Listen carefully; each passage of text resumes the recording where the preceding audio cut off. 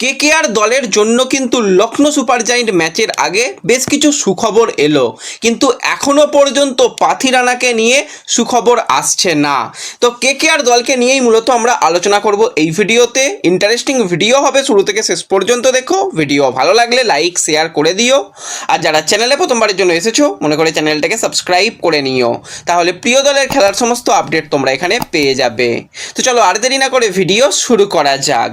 তো কেকেআর দলকে নিয়েই যদি আমরা কথা বলি, প্রথমেই আমরা কথা বলবো একটু ক্যামেরন গ্রিনকে নিয়ে। কারণ ক্যামেরন গ্রিনকে নেওয়া হয়েছিল মেন যেটা কারণ, সেটা হচ্ছে অলরাউন্ডার প্লেয়ার হিসাবে। সে বল হাতেও 4টে ওভার করতে পারবে, ব্যাট হাতেও কিন্তু কেকেআর দলের জন্য ভালো কিছু করতে পারবে। কিন্তু কেকেআরের হয়ে এই পর্যন্ত সে যতটুকু খেলেছে তাকে ব্যাট হাতেই দেখা গেছে, বল হাতে তাকে দেখা যায়নি। তো এই জায়গাতেই কিন্তু কেকেআর সমর্থকদের জন্য বেশ কিছুটা সুখবর আসছে। সে অনেকটাই এখন ফিট হয়ে গেছে। তাকে নিয়ে চিন্তা যে ছিল যে সে কবে বোলিং করবে, তার এখনও পর্যন্ত ফিটনেস নিয়ে সমস্যা, তার পিঠে একটা ব্যথা ছিল, তো সেই সমস্ত মিটে গিয়ে কিন্তু এবার সে কিন্তু ফিরতে চলেছে, শোনা যাচ্ছে সেরকমটাই। কারণ এই মুহূর্তে যদি দেখা যায় কেকেআর দলের দিকে, সে কিন্তু অলরেডি বল হাতে নেটে ভালো বোলিং করছে। বিশেষত প্রত্যেকটা বলের পর টিম সাউদির সঙ্গে কিন্তু আলাদা করে কথা বলতেও দেখা যাচ্ছে ক্যামেরন গ্রিনকে। তো গ্রিনকে নিয়ে কিন্তু যে সমস্যাটা ছিল সেই সমস্যাটা অনেকটাই কেটে যাবে, এবং গ্রিন যদি বোলিং করে কেকেআর কিন্তু আরও কিছুটা হলেও শক্তিশালী হবে, সেটুকু বলাই যায়। কারণ গ্রিনকে সেই রকম প্ল্যানিংয়ের মধ্যেই রাখা হবে, গ্রিন এলে কেকেআরের বোলিং অপশান কিছুটা বাড়বে।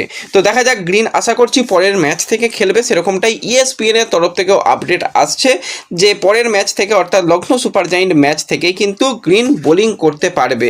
তো তাহলে কিন্তু কেকেআরের সমস্যার কিছুটা হলেও সমাধান হবে। কিন্তু কেকেআরের জন্য সবথেকে একজন আনলাকি প্লেয়ার রয়েছে, তার নাম হচ্ছে রহমান পাওয়েল।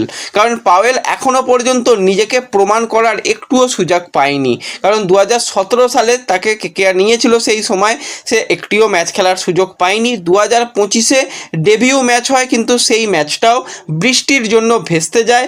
2026-এ আবারও সুযোগ আসে পাঞ্জাব কিংসের বিরুদ্ধে, কিন্তু সেই ম্যাচটাও বৃষ্টির জন্য ভেস্তে যায়। কিন্তু ব্যাট হাতে রীতিমতন তাণ্ডব চালাচ্ছে রহমান পাওয়েল। কেকেআর দলের কাছে ফিনিশারের অভাব, রিঙ্কু রমনদীপরা সেই রকম ছন্দে তাদের পাওয়া যাচ্ছে না, কিন্তু তাকে দেখা যাচ্ছে রহমান পাওয়েলকে ব্যাট হাতে দুর্দান্ত সে ব্যাটিং করছে। তাকে কিন্তু খুবই পছন্দ করছে শেন ওয়াটসন বা ব্রাভোরা, তাদের আন্ডারে বা রাসেলের সঙ্গে কথাবার্তা বলেও কিন্তু পাওয়েল নিজেকে পুরোপুরি প্রস্তুত রেখেছে। সুযোগ এলেই কিন্তু সে ফিনিশার হিসাবে দলকে সাহায্য করতে পারে। লাস্ট ম্যাচেও আমরা দেখেছিলাম তাকে প্লেয়িং 11-এর মধ্যে আসতে। তো পরবর্তী কেকেআরের যে ম্যাচগুলো রয়েছে, ফিনিশার হিসাবে কিন্তু রহমান পাওয়েলকে ডেফিনেটলি প্রয়োজন রয়েছে কেকেআর দলের। তো দেখা যাক পরের ম্যাচে রহমান পাওয়েলকে কেকেআর খেলাতে পারে কি না।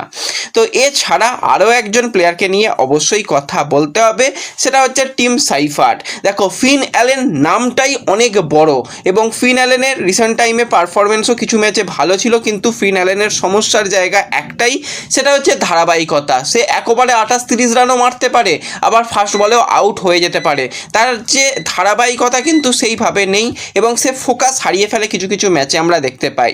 এবং সে তো এখনও পর্যন্ত উইকেট কিপিং করছে না, কিন্তু টিম সাইফার্ট উইকেট কিপিং একটা অপশান এনে দিতে পারে। হ্যাঁ, রঘুবংশী কিপিং করছে, যদি টিম সাইফার্টকে টিমের মধ্যে নিয়ে আসা যায়, সে কিন্তু উইকেট কিপার ব্যাটসম্যান হিসাবে, ওপেনার হিসাবে কিন্তু একটা ভালো অপশান হতে পারে। সেও কিন্তু খুবই ভালোভাবে উইকেট কিপিংটা প্র্যাকটিস করছে, তাকে দেখা যাচ্ছে রিসেন্ট টাইমে উইকেট কিপিং তাকে দিয়ে করানো হচ্ছে, এবং সে তো নেটে ভালো ব্যাটিং করছে, সেই নিয়ে কোনো রকম চিন্তা নেই। তো অবশ্যই অ্যাসিড টেস্ট হতে চলেছে কিন্তু ফিন অ্যালেনের পরবর্তী ম্যাচগুলোতে, বা পরের ম্যাচটাতেই যদি পারফরমেন্স ভালো না আসে, তো ফিন অ্যালেনের পরিবর্তে কিন্তু কেকেআর দলে টিম সাইফার্টকে নিয়ে আসার একটা অনেক বড় চিন্তা রয়েছে, এবং তাকে নিয়েই পরিকল্পনা সাজাচ্ছে, সেরকমটাই শোনা যাচ্ছে।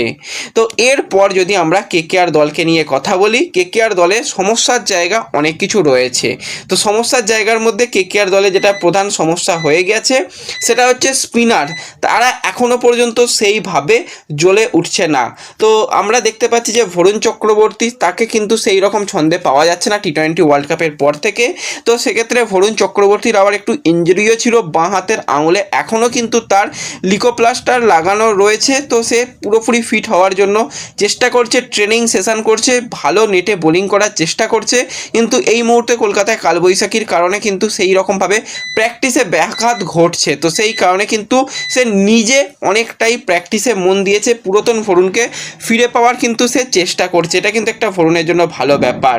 কিন্তু কেকেআর দলে সমস্যার জায়গা আরও কিছু রয়েছে, সেটা হচ্ছে সুনীল নারিনকে নিয়ে। লাস্ট ম্যাচে আমরা দেখেছিলাম অসুস্থতার কারণে সুনীল নারিনকে বাদ দিতে হয়েছে। তো যেরকমটা শোনা যাচ্ছে সুনীল নারিন কিন্তু তার পেটের সমস্যার কারণে ভুগছে, তার একটু পেটের গোলমাল হয়েছে। তো এই মুহূর্তে তোমরা জানোই যে কলকাতায় ঠান্ডা গরম পরিস্থিতি, এখানে একটু মানিয়ে নিতে একটু সময় লাগে। তো সেই কারণে তার পেটের সুস্থতা চলছে এবং তার ব্লাড টেস্টও হয়েছে, কিন্তু সেখানে কোনো রকম সমস্যার কারণ দেখা যায়নি।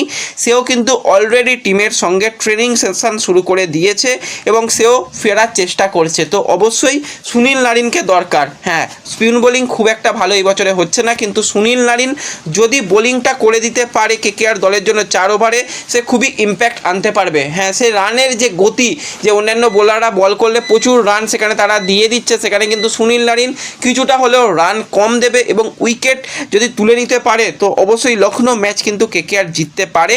তো সুনীল নারিন কিন্তু ফিরতে চলেছে, সেটা বলাই যায়।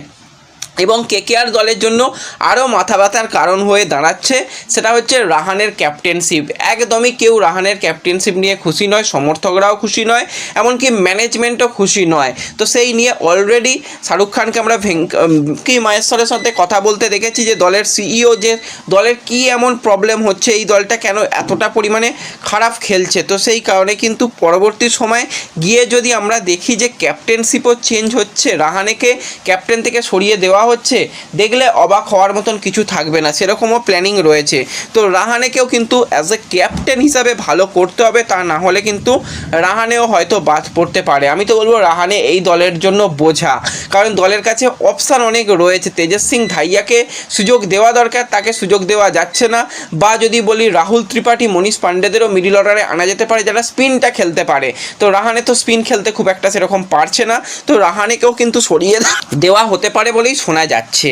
এরপর যদি আমরা বেবি মালিঙ্গাকে নিয়ে কথা বলি, অর্থাৎ মাথিসা পাথিরানা, ভাই পাথিরানাকে কেকেআর নিয়ে সবথেকে বড় বিপদ হয়েছে, কারণ পাথিরানা এখনও পর্যন্ত ফিট হয়ে উঠতে পারেনি। কারণ শ্রীলঙ্কান ক্রিকেট বোর্ড এখনও কিন্তু তাকে এনওসি দেয়নি যে খেলতে আসার জন্য। পাথিরানা বা পাথিরানার এজেন্ট মনে করছে তারা সুস্থ হয়ে গেছে, কিন্তু শ্রীলঙ্কান ক্রিকেট বোর্ড এখনও এনওসি দিচ্ছে না।